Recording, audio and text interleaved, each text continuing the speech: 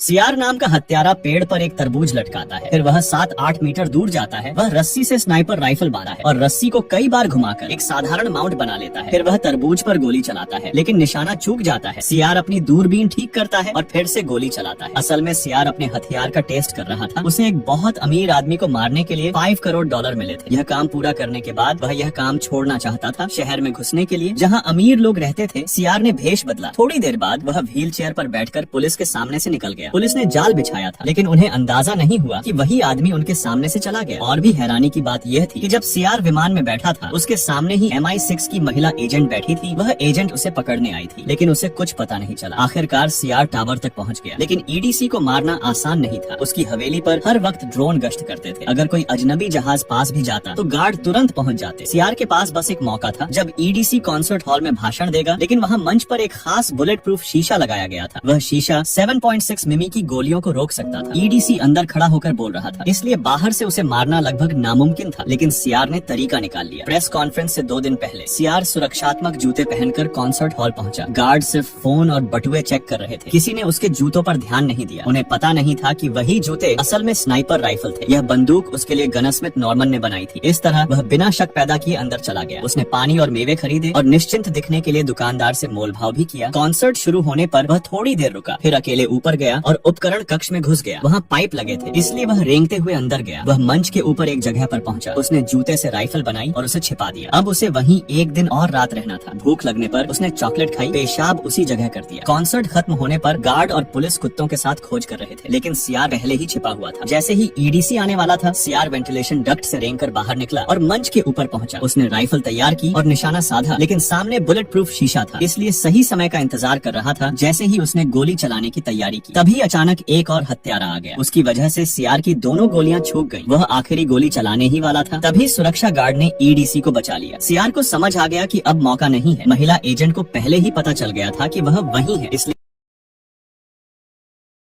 से बाहर निकल गया।